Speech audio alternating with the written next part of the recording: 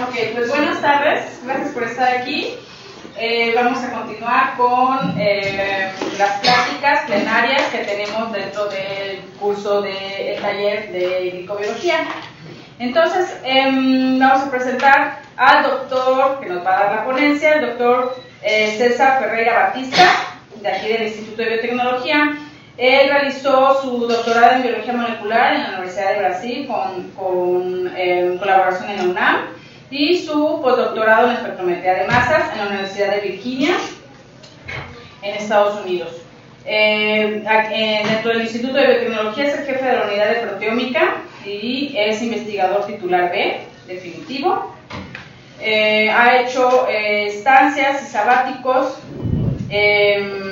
principalmente la estancia sabática en la Universidad de California, en San Francisco, donde estuvo trabajando en espectrometría de masas.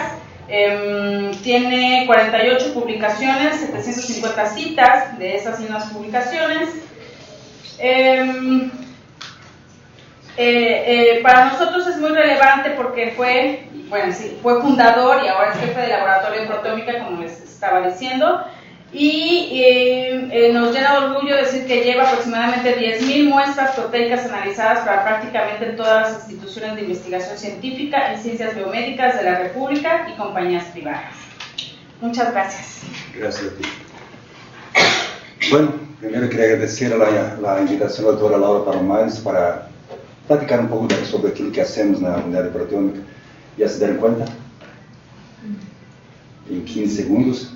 No hablo español bien, hablo portuñol. Entonces, pues, un poco de paciencia para entender aquilo que voy a intentar explicar.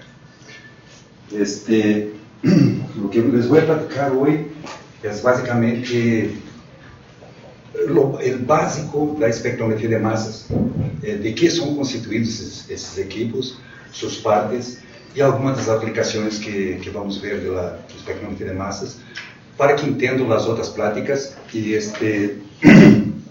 vamos nos fijar mais aplicações para de sequenciação de novo de proteínas e identificação de modificações pós-adicionais. A primeira definição que me gostaria de apresentar para vocês é que é a espectrometria de massas, uma técnica analítica que determina a relação massa-carga de íons e a abundância desses íons. Okay? La seguinte questão é como funcionam esses equipos. A melhor definição que encontrei na rede mais em si é esta. Então, os espectrômetros de massa trabalham aplicando campos eletromagnéticos sobre partículas carregadas no vazio. Quando hablo sobre partículas cargadas, okay, significa que obrigatoriamente tem que ter uma fonte de ionização. Se meto uma partícula ou uma molécula neutra no espectro de massa, o espectrômetro é cego, não pode aplicar campos eletromagnéticos sobre partículas neutras, tem que estar carregado para movimentar essas partículas e analisá-las dentro do espectro de massa. O que me vem primeiro na mente? Necessito produzir íons, que necessito uma fonte de ionização. Okay? Les apresento as duas fontes de ionização. Primeiro vamos ver como está constituído então o espectrometro. Uma fonte de ionização, um analisador de massas. Os dois primeiros são os mais importantes. Como produzir íons de macromoléculas e como analisar as macromoléculas. O detector são sencillos multiplicadores de eletrones que não tem chiste nenhum. A base, o coração do espectrômetro é o analisador de massa, já vamos ver por quê.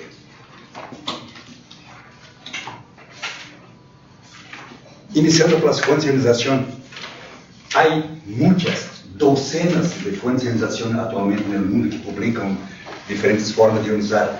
As básicas e as mais utilizadas para análise de proteínas e macromoléculas, MALDI Electrospray e MALDI Electrospray Ionization e Meigs Assisted Laser Desorption Ionization, que se chama MALDI. Como funciona esse tipo de ionização de partículas por eletrospray? Um mini fluxo de solvente com acetonitrila, água ou mescla dos dois, ou com metanol, se aplica uma alta voltagem. Essa alta voltagem hace que produza um spray. Esse spray se vai evaporando, as gotículas de spray se evaporam, se concentram as cargas dentro dessa gotícula, llega a un límite de Rayleigh que determina cuántas cargas puede tener por una gota de solvente, por un diámetro de una gota de solvente.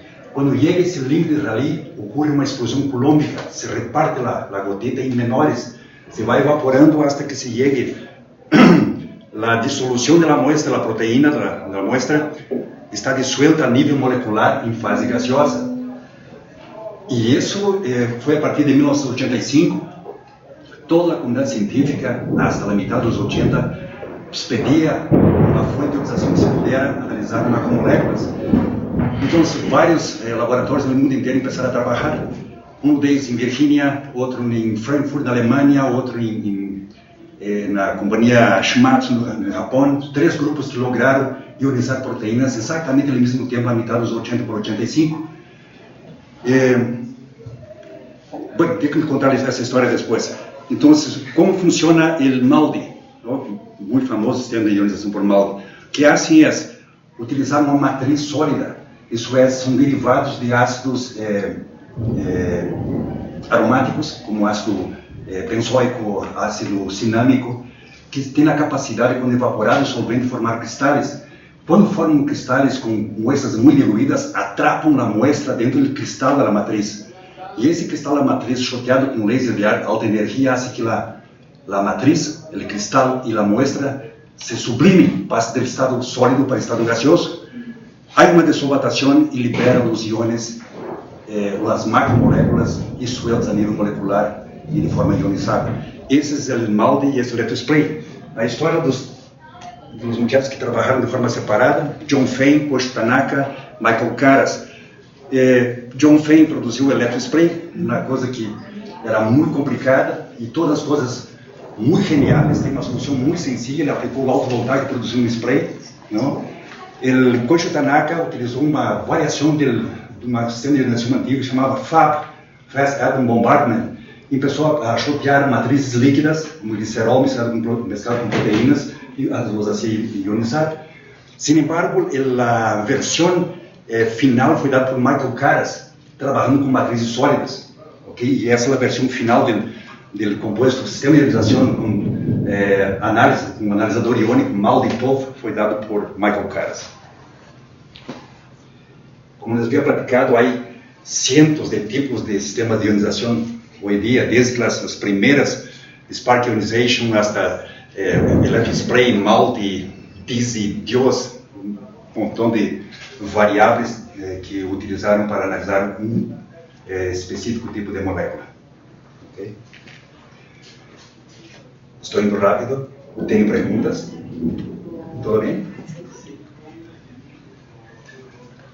Vamos falar um pouco dos analisadores iônicos. Então, temos a fonte de ionização, as mais utilizadas para proteínas e para glicoproteínas, electrospray ionization e MALDI. Esse é um sistema de ionização básica para proteína. Começamos com analisadores iônicos. Vou apresentar alguns para vocês. O analisador de setor magnético, de tempo de vuelo, o Q-TOF, Wide Trap e Orbit Trap. Por que selecionei o setor magnético? O setor magnético já é que tem um haz de íons que entram no sistema de ionização, passam e são deflectados por um magneto. Okay? E essa deflexão do campo magnético sobre a trajetória dos íons se pode calibrar e se pode determinar a massa molecular. É muito sencillo, muito utilizado, mas a história para que foi utilizado esse tipo de analisador iônico é realmente importante, eu creio. Esse analisador foi desenvolvido por Alfred Nier e ele foi o primeiro a separar o urânio 235. Depois formaram, durante a Segunda Guerra, construíram o decalotron, que foi um setor magnético grande para acumular o urânio e produzir as bombas atômicas que foram lançadas no Japão.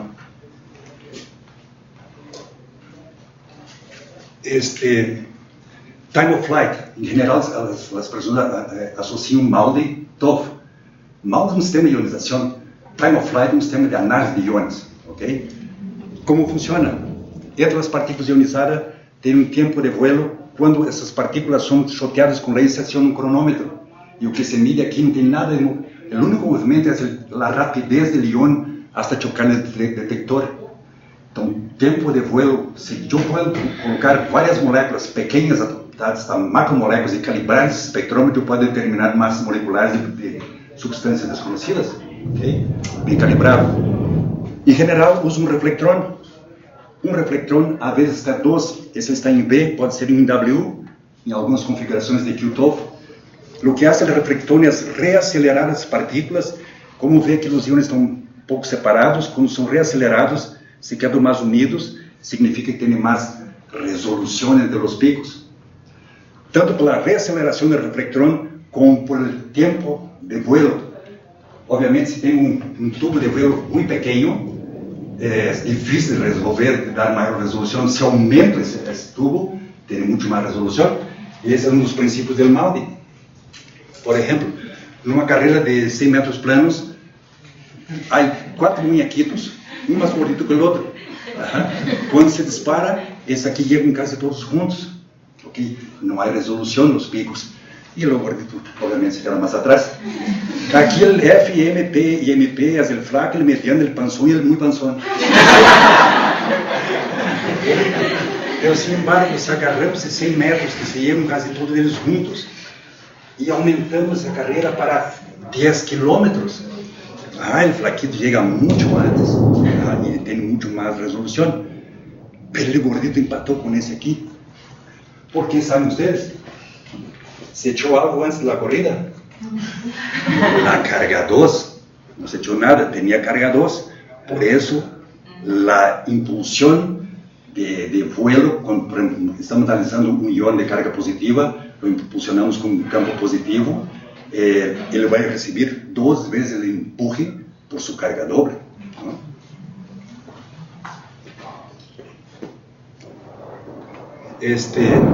Os QTOF, em geral associado com um sistema de ionização por eletrospray, um quadrupolo, um filtro de massas, que vou selecionar aqui que massa molecular de um precursor que eu quero fragmentar, tem uma câmara de colisão, fragmento do péptido, a proteína, o que seja, e manda um time of flight a esse detector. Essa é a configuração dos QTOF. Q de quadrupole e TOF de time of flight. Ok? O que nos apresentou ayer do Waters, o espectro dele, nada mais tem isso aqui. É um quadrupolo sencillo, um filtro de massa molecular. Ok? O segundo, ou melhor, o quarto já, analisador iônico, foi produzido por Dr. Wolfgang Paul. Dr. Wolfgang Paul desenvolveu a trampa de íons, o Ion Trap. Para a época que ele desenvolveu isso, foi um grande desenvolvimento tecnológico.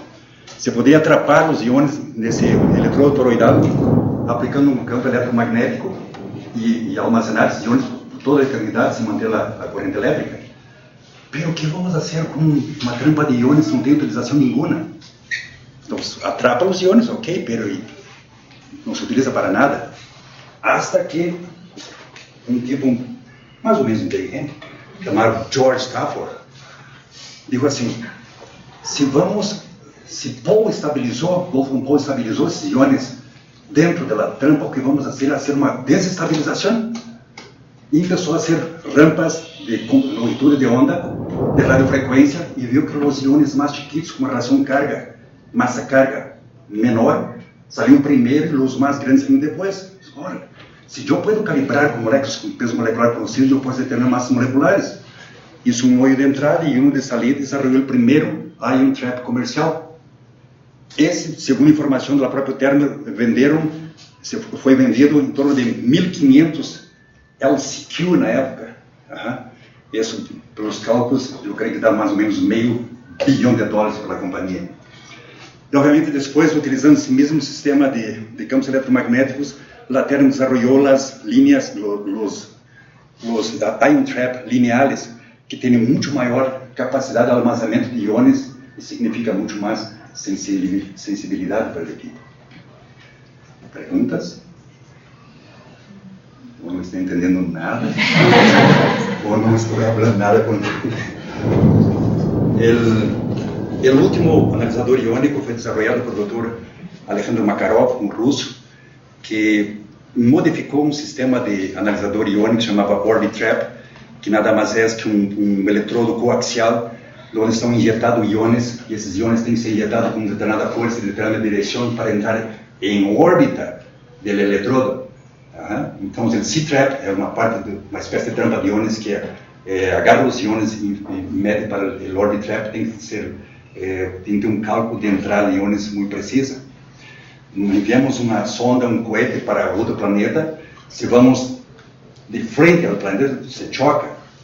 Você vai muito lejos, você passa, não entra em órbita, tem que entrar exatamente ao lado, com certa velocidade para entrar em órbita. Quando esses íons entram no orbit trap, desenvolvem dois tipos de frequência, radial e axial. E essas frequências radial e axial é específica para cada relação massa-carga. Com essas frequências que obtuvimos dos íons ao redor desse eletrodo coaxial, do orbit trap, aplicamos uma transformada de Fourier e sacamos o espectro. Esse tipo de analisador iônico, com a configuração dos novos equipos, chega a exatitudes de subpartes por milhão e com uma resolução de 500.000. Okay? São um dos melhores que temos aí.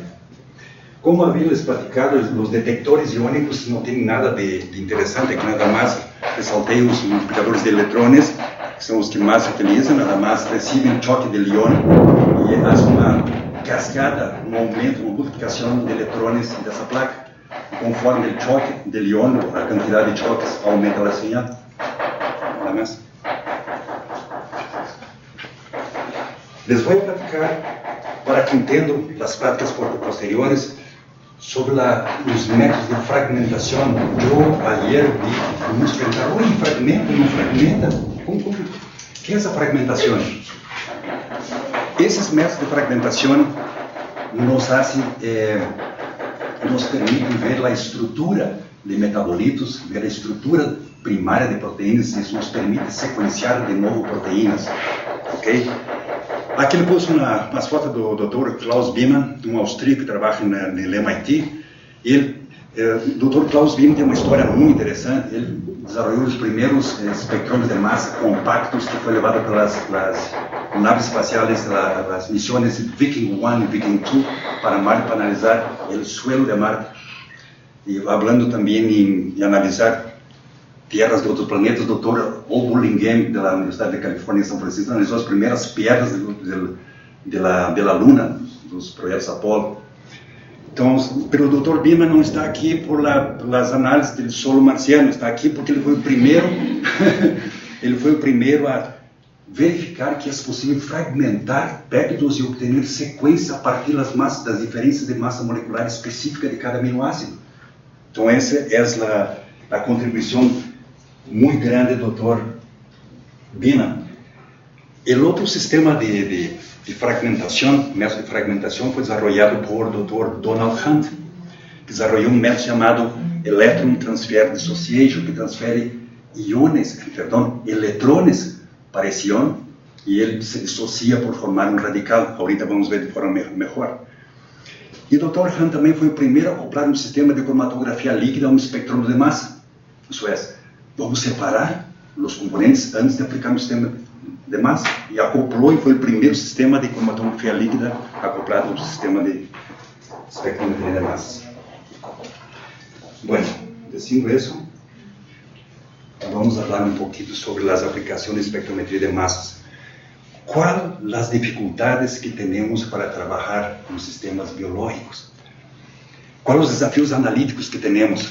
Matrices complejas, pequeñas cantidades de muestras, gran número de muestras, baja concentración y una cierta dificultad para operar espectros de masa de ese tipo para máquinas modernas. Si vamos a trabajar con un sistema biológico, ¿para qué vamos a trabajar? Nada más para apantallar. Tenemos que tener una pregunta biológica, y yo creo que la pregunta biológica de repente es más genial que la propia respuesta. Si hace una buena pregunta, se reúnen 3, 4 especialistas y pueden encontrar una respuesta, pero la pregunta interesante es difícil de hacer. Entonces, la primera cosa que tenemos es hacer una pregunta a la pregunta biológica. Cuando hacemos esa pregunta, vemos que essa pergunta está emaranhada dentro de uma dinâmica molecular muito grande, que é o que compõe realmente os sistemas biológicos. E esses sistemas biológicos são constituídas de RNA, DNA, proteínas, metabolitos, açúcares, vitaminas, todo esse montão de moléculas. Se agarrarmos ponendo atenção nada mais na ruedita de proteínas, la roja, vemos que esses sistemas são tremendamente complexos e estabelecem redes multidirecionais de proteínas. Cada core, cada núcleo de interatoma de proteínas estão responsáveis por uma determinada função celular ou algum tipo de ruta metabólica, ok? Então, a complexidade dos sistemas biológicos é muito grande. Ahorita vamos trabalhar com sistemas biológicos e vamos trabalhar com proteoma humano, de ratón, pero qual proteoma, qual metaboloma que vamos trabalhar?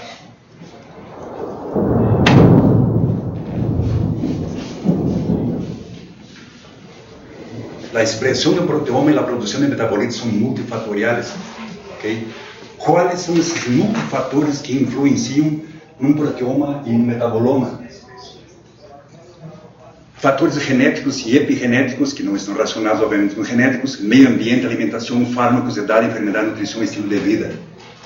Eu sempre digo para os alunos, o proteoma del viernes por la mañana não é igual ao proteoma de sábado por la mañana, por razões óbvias, não?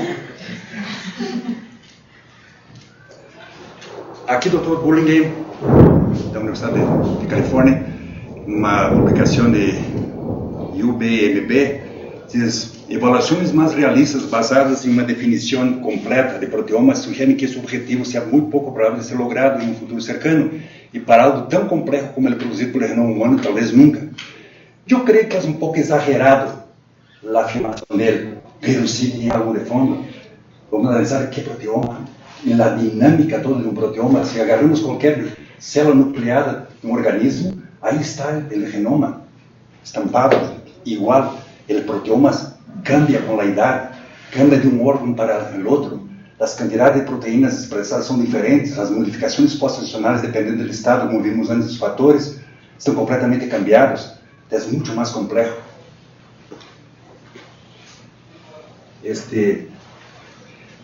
Depois de apresentar toda a dificuldade analítica e dos sistemas biológicos, o que podemos fazer com espectrometria de massa para analisar proteômica ou analisar sistemas biológicos?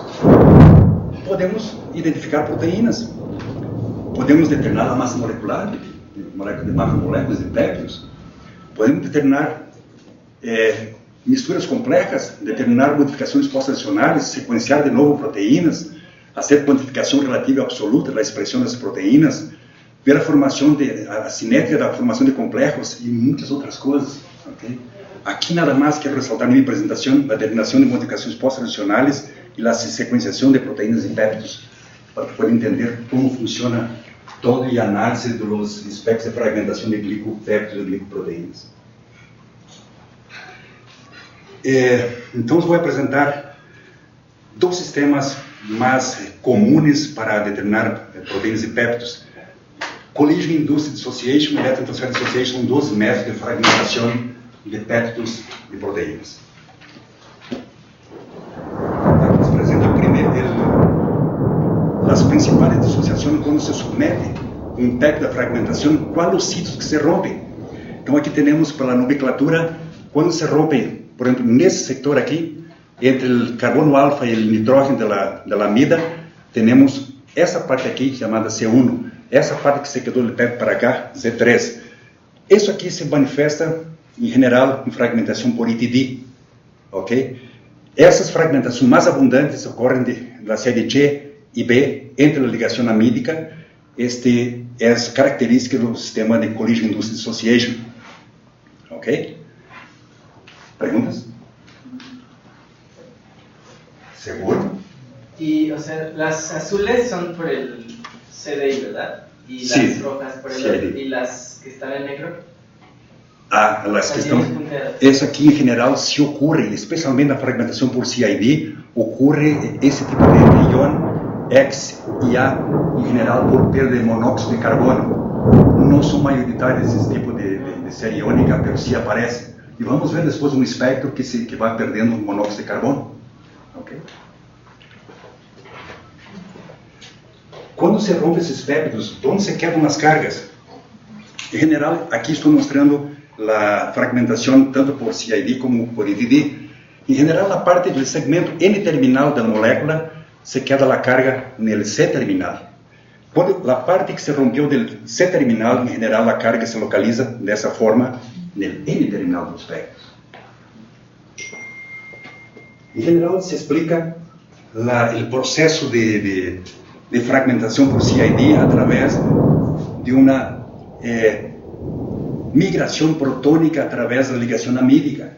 Em geral, cortamos proteínas enormes, com tripsina ou alguma proteína que reconhece aminoácidos básicos do C-terminal. Para quê? Para termos carga A2. E essa carga A2, ou carga A3, favorece a migração protônica entre as ligações amídicas. Para fragmentar, dentro de uma trampa de íons lineal, por exemplo, lo atrapamos esse íon de miles, podemos agarrar um nada mais e vamos fragmentar esse segmento. Aumentamos a energia cinética da partícula e peça se movimentar muito mais dentro da trampa de íons. Dentro dessa trampa, utilizamos um gás de buffer, em geral, hélio, e essas partículas impeçam a chocar-se contra hélio, e onde a localização dos prótons se rompe de forma aleatória. Aqui, aqui, aqui. E nada mais, o espectrômetro vai ordenar essas massas de massa maior ou menor, ou de menor a maior. Depois de uma fragmentação de um péptido, que temos? Diferentes fragmentos. Isso não significa que quando acionamos um CID, vai primeiro sair o último envase, depois esse, depois esse, depois esse. É aleatório, corta aqui, corta allá. Só depois é arreglado por massas moleculares no espectrômetro. Então, essa característica de fragmentação por CID produz fragmentos do tipo B. Cada fragmento vai ter uma massa molecular distinta. Obviamente que quando eu corto esse péptido aqui, me quedo com o N-terminal e onde está o C-terminal? Em a outra série iônica, que também vamos ver no início do espectro, pela série G. E são observadores vendo que as massas moleculares desses íons fragmentados são diferentes da série B. Ok? Então, nos indica que vamos poder analisar íons do C-terminal ou do N-terminal e poder sacar toda a sequência do péptido. Sim? Pero no aparecen siempre, digamos que no aparecen todos los iones de la serie B, de la serie Y, ¿no? O sea, puede como haber... Pode não aparecer. Pode não aparecer. Em geral, quando se tem prolina, a prolina, a ligação amídica da prolina está involucrada na formação do anillo. Então é difícil de cortar, em vez de dar um pico enorme, e logo depois picos muito chiquitos, lo que sigue a fragmentação, exatamente porque a prolina inibe a fragmentação desse tipo. Como analisamos os fragmentos, essa fragmentação por CID? Temos aqui os 20 aminoácidos, as massas moleculares, obviamente não está aqui as decimais. Podemos analisar um espectro de fragmentação através do N-terminal, pelo C-terminal, cortado terminado em lisina ou arginina, são os aminoácidos específicos para a com a tripsina. Se quedam sempre no final do péptido de uma lisina ou uma arginina. Então podemos começar a analisar por el C-terminal e por el N-terminal pelas duas séries. Okay? Tem 4 opções então de buscar os íons, tanto pela série G, começando do C-terminal, como da série G, começando por N-terminal, e da mesma forma os íons da série B. Les vou dar nada mais a explicação assim por arriba de como hacemos. A explicação, a história em 100% só para aqueles estudantes elegidos que fazem o pós-grado no LBT. A história. Isso é 50% da história. Os que vão fazer pós-grado em unidade proteômica, 100%. Como vemos no espectro de... Ops.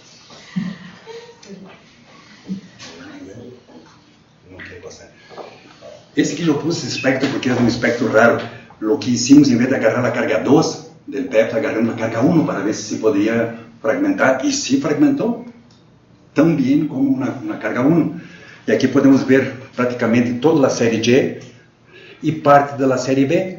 Sin embargo, esses íons aqui se sobrelavam. Então significa que passamos e a sequência é a mesma. A massa molecular teórica coincide com a massa molecular experimental determinada. E assim se analisa o espectro, assim se sequencia proteínas, porque isso é um péptido. Podemos, de uma proteína pode generar 30, 40, 50 péptidos ou mais. Não? Cambiamos para a fragmentação por ITD. ¿Sí? ¿Cómo pueden saber qué fragmentos corresponden a la serie Y y qué fragmentos corresponden a la serie B? ¿Se puede estar completamente seguro? Yo quería pasar esta parte, pues entonces vamos a regresar. Mira, en general, como había platicado, cuartocontripsina, beta-lisina o arginina. Si vamos a analizar, por ejemplo, la serie Y, entonces la serie Y es la masa molecular del K o de la R más Z9, del agua, que se quedó en este terminal, más un protón de ionización. Cuando vemos el espectro, vamos a buscar la región de más baja peso molecular y vamos a ver un ion rarísimo, 147.11 o 175.11, corresponde a 147 a la lisina, ou a arginina, 175, e a partir desse aminoácido sabemos que estamos começando por el C-terminal del péptido.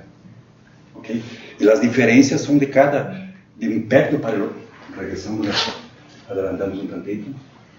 E nesse caso aqui não temos os iones aqui do G1, pero temos o B2, perdão, o B1 e B2. Aqui é a massa molecular del péptido menos 146 da lisina. Perdão, é a série daqui menos água e aqui empeça a série. E para as diferenças, o que vemos, qual péptido corresponde às diferenças exatas de massa molecular correspondendo a um dos 20 aminoácidos. E quando vemos aqui, por exemplo, esse O aqui é perda de água, desidratação, aqui é perda de amônio. Tá? Então, tu pode determinar toda a generação dos picos, em geral, tu podes explicar de onde vem a fragmentação. ¿Cómo puedes diferenciar entre aminoácidos que tienen la misma masa? Uma boa pergunta. Os aminoácidos isobáricos que não têm a mesma pressão. Isobárico significa que tem a mesma massa molecular. 103,08 são as lisinas, as leucinas e isoleucinas, têm a mesma massa molecular. Em geral, para identificar proteínas, as bases de dados reconhecem I ou L. Essa não é forma de uma análise general a larga escala de definir se as leucinas ou isoleucinas. Sin embargo, há recursos com diferentes tipos de fragmentação que temos nos espectrômetros por PQD, por HCD, que podemos ver o íon imônio desses péptidos e fragmentar esse íon imônio, que é uma parte que perde os N-terminais e C-terminais, que queda com a massa com o carbono alfa e a parte da cadena secundária. Através da intensidade desses íons, você pode determinar se é I ou L, através da espectrometria de massa. Mas aí tem que aislar o péptido e trabalhar nele especificamente. ITD. O que se faz? Essa aqui é uma forma, então, Electrotransfer Dissociation. Anos de fluoranteno são generalmente ionizados por química ionização através de um filamento e com gás metano. Na verdade, temos aqui, a ver que temos, ok, essas as fragmentações. E aqui mais ou menos o que ocorre. Em geral, para trabalhar com ITD, se prefere trabalhar com lisina C. Lisina C não vai cortar nas argininas, isso produz um péptido maior e com maior carga. Então, temos arginina, a lisina no final, argininas no meio, uma ou duas ou nenhuma, ou histidina e mais el N-terminal. Isso produz péptidos, em geral, com carga 3, 4 ou mais. Isso favorece a fragmentação por ITD. O que hace aqui o fluoranteno, no caso, que é o donador de eletrões, o donador dona um eletrão para o íon, forma um radical positivo, e esse radical positivo é muito instável. E para se estabilizar, se dissocia, ok? E se fragmenta o péptido através, para se reestabilizar do que ele recebeu o eletrão aqui. E esse produz a série C e Z, como vimos, para a fragmentação por ETD. Para que utilizamos o ETD? Para que é aplicável? El ETD desarrollado por el Dr. Donald Hunt en su laboratorio es especial porque él no libera las modificaciones post-traducionales lábiles. ¿Cuáles son las modificaciones post-traducionales lábiles por espectrometría de masas? No sabe, o sí sabe. No sabe. Fosforilación, sulfonación y glicolización. Eso es lo más importante, ya ahorita vamos a ver la secuencia de análisis de glicoproteínas. Aquí tiene un espectro característico del ETD, por las dos series iónicas y la secuenciación de nuevo del péptido por IPD. Y podemos hacer determinaciones de modificaciones post-traducionales. Aquí tenemos la representación de algunas modificaciones post-traducionales, las fosforilaciones, los azúcares en los receptores de membrana, las ubiquitinaciones en el proteasoma, una serie de modificaciones post-traducionales que podemos determinar. Sin embargo, es importante decir aquí que existe un crosstalk entre residuos de serina y treonina, que tiene un grupo funcional hidroxilo o H, que puede recibir N-acetilglucosamina y puede recibir fosfato también.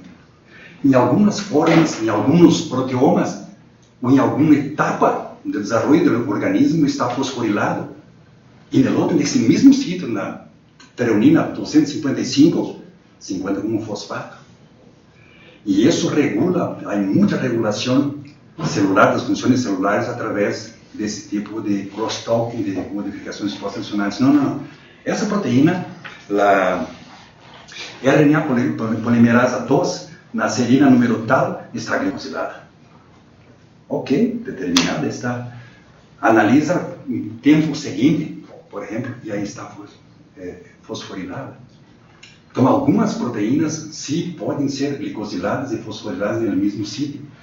E isso aumenta muito mais a complexidade dos sistemas biológicos. Por exemplo, no caso da fosforilação, temos uma estequiometria de fosforilação muito baixa, em geral de 2, 3, 4% de toda a população celular. Só 3, 4, 5% estão fosforiladas. Ok? O resto não está fosforilado. Temos que enriquecer esses fosfopéptidos para poder analisar, que é muito baixo. E muitas dessas funções celulares ou função molecular da proteína depende do nível de fosforilação. Se aumenta para 7, 8 ou 10%, a proteína é ativa, a enzima. Ok? Então, há um montão de modificações post-traducionais. No caso dessas modificações na base de dados de alta massa da ABRF, Association Bioresearch Facilities, que tem mais de 400 modificações post-traducionais determinadas para proteínas, para ver a complexidade. Um pouquinho ahorita sobre glicoproteínas, não? Por isso vieram aqui.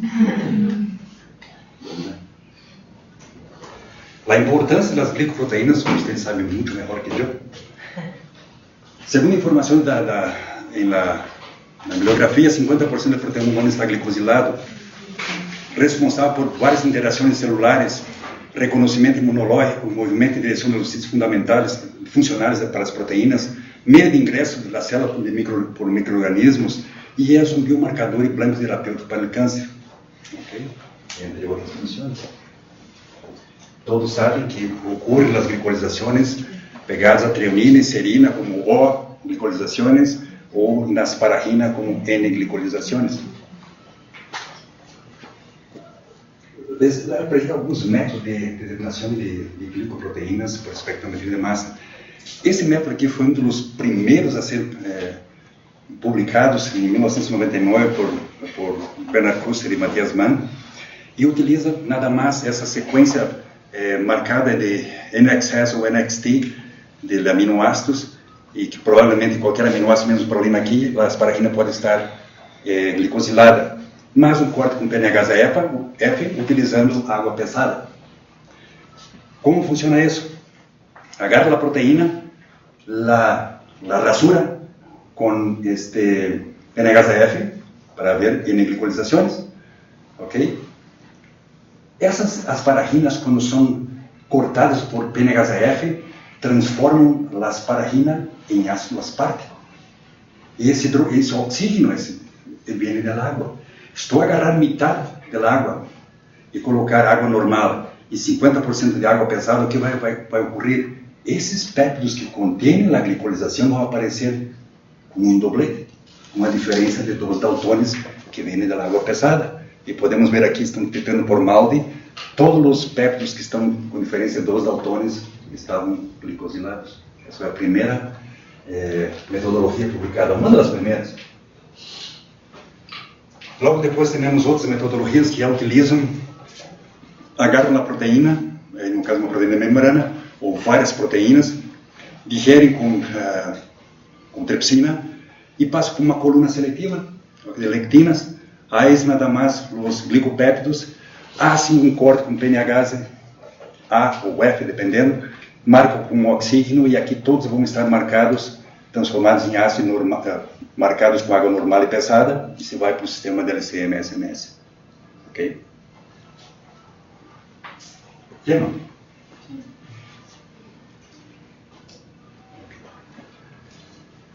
Outro método para determinar glicolizações. O que se hace é proteolizar toda a proteína ou a mescla complexa de proteínas. Se hace uma captura através de oxidação dos açúcares com periodato. Se abre esse açúcar, é capturado por um resíduo, uma fase sólida de hidrazinas, se acopla aqui.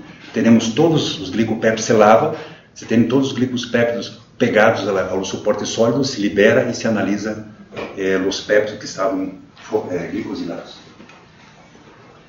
Uma das estratégias também que se utiliza muito para determinar glicolizações em proteínas é utilizar os 2 métodos que lhes platiquei. CID e ITD têm diferentes características de fragmentação. O ITD vai manter no sítio o açúcar, nas paraginas nesse caso, e aqui vemos claramente as fragmentações, muito pouca fragmentação, aqui se vê praticamente toda a fragmentação do açúcar, e aqui estão as diferenças de massa molecular de todos eles, e a informação da sequência de aminoácidos que estão aqui abaixo, praticamente se perde em CID. O que vemos é a fragmentação dos señales de todos os açúcares que estão aqui, um por um, e sin embargo, com o ITD, se mantém, se pode ver os diferentes partes do péptido pero se vê todas as séries iônicas e se podem sequenciar. Okay? Com isso podemos ver que nos diz o sistema com ITD. Podemos determinar o sítio onde estava glicosilada a proteína.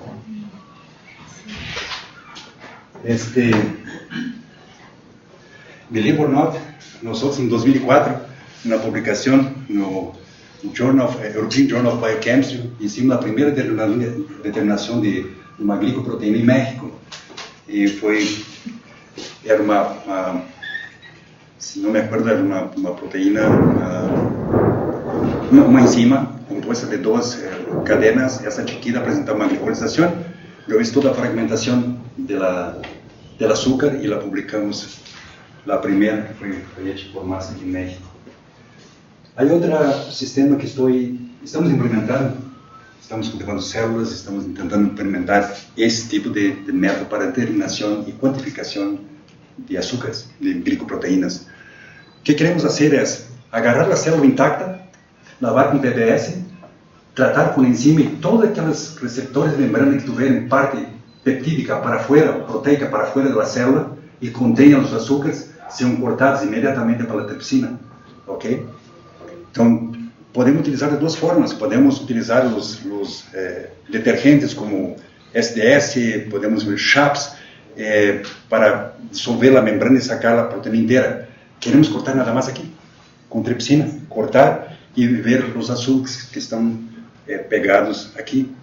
Vamos marcar com ácido fórmico, um ligeiro, normal, e outro com 2 deuterados, para saber exatamente onde é o sítio de glicolização.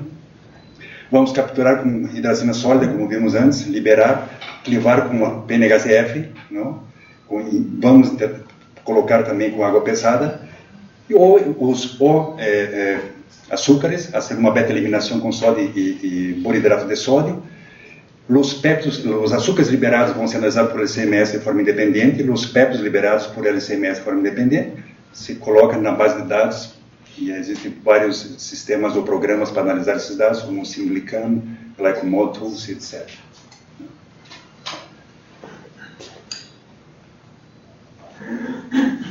¿Algunas preguntas? Todo ese proceso, ¿cuánto tiempo se tardaría aproximadamente? Yo creo, desde de cultivar las células, Ah, bueno, no, enseguida tienes la célula y nada más terminar el proceso. el tiempo es importante para compañías vender espectros de masa y convencer a los investigadores. En un laboratorio de investigación, tú puedes tardar media hora o un día, no hace diferencia. Lo importante es cuánto método es exacto, es reproducible y sensitivo para lo que tú quieres ver. ¿Podemos calcular? No soy vendedor de compañía, pero se fue allá para abajo. Bueno, vamos a hacer una análisis por arriba. Una digestión con tripsina, si colocamos, por ejemplo, en un microondas, acelera mucho más, en 30 minutos tenemos, ¿no? O una normal overnight. La parte más difícil, una captura, es muy fácil, un proceso químico. Yo creo que en un día se puede hacer con mucha tranquilidad. Tengo una década de 3 años de doctorado, pero va a ser 200.000. ¿Nada más? Yo tengo una, si yo tuviera, bueno, tengo unas muestras de cultivo, bueno, no es cultivo, es tejido, ¿no? Pero yo estoy trabajando con GPCRs de membrana, de tipo lectínicos. Entonces, yo quisiera determinar los dominios que son de tipo, bueno, son oligosacáridos, y podríamos meter... Los sitios donde están en proteínas. Sí, en Quieres saber dónde está exactamente anclado el azúcar. Y saber, de acuerdo a toda la base de datos, qué azúcares son, ¿no? Y podríamos usar lo que usted nos mostró ahorita, ¿no? Sí, se puede. Esa doble Claro, combinación. sí. Para ver, por ejemplo, si es N-glicolización, es mucho más fácil. Y de acuerdo a eso, lo que nosotros quisiéramos hacer es, de acuerdo a esa secuenciación, sintetizar péptidos con esos motivos. Con esas modificaciones, Exacto. esses azúcares. Yo no sintetizo péptido, pero yo creo que sí se puede producir péptidos glicosilados. Sí. Y lo podemos hacer aquí, en el laboratorio. El análisis. No, el análisis. Si tú haces la extracción de las proteínas que tú quieres, y me mandas las proteínas glicosiladas, sí, podemos hacer. Sí, podemos En hacer. su laboratorio están haciendo la digestión con tripsina, Sí. haciendo beta eliminación o tratamiento con Y en tripsina general para- ahorita lo que estamos haciendo es nada más trabajando con N-glicolizaciones. Ahorita nada más. No estamos trabajando ahí.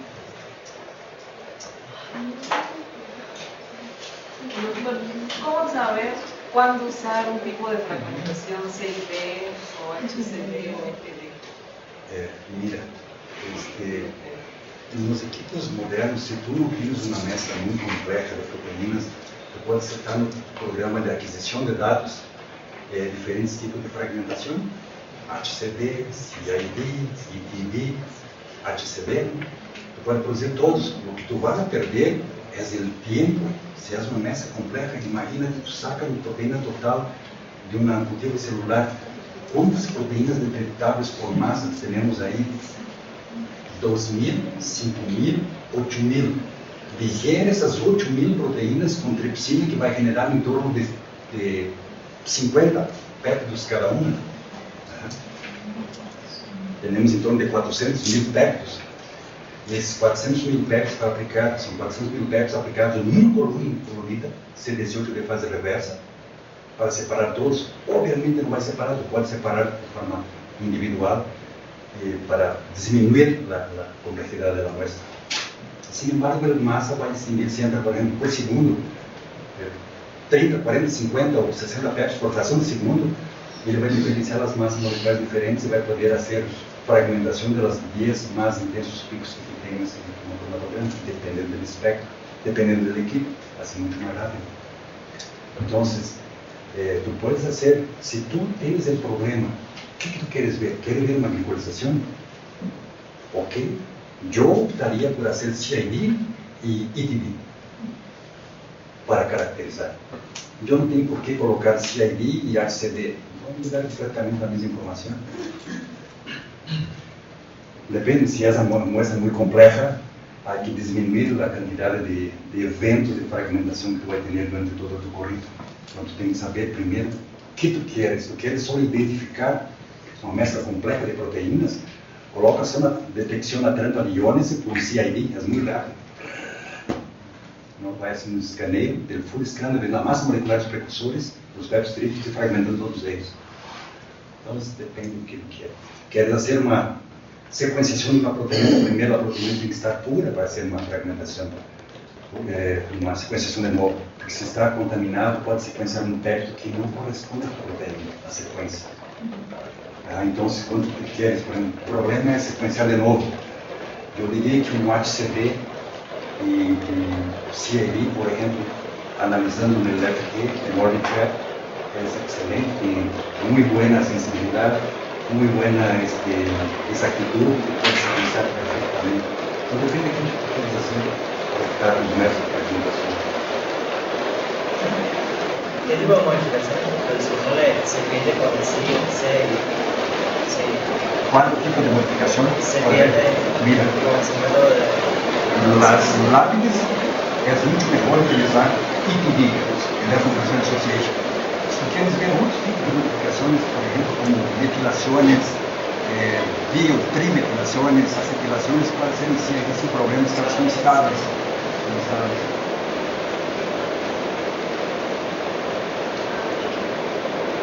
Ustedes están haciendo análisis de masas con inhibición de exonicosidasa para este estudio de N-glucosamina. No sé si para mí cuando...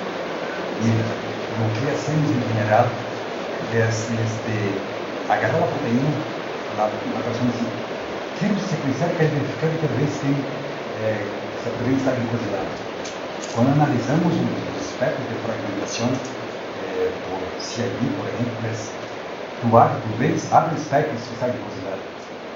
Entonces ve claramente las modificaciones y tú sabes cuál es. Si la proteína es conocida, tú agarras el péptido tríptico y puedes sumar la masa que fue fragmentada, todos los azúcares, con el precursor y decir, mira, aquí tenemos 10 glucosas, 10 hexosas, perdón, no sé, uma N-acetylglucosamida, hinofucosa, etc.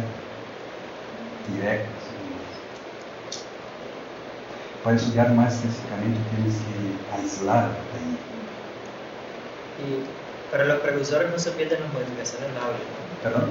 En los precursores se pierden las modificaciones lábiles. ¿En el precursor? Ajá. No, en el precursor se queda con la masa molecular de todo el perno, como la modificación, con tu acción en sí aquí.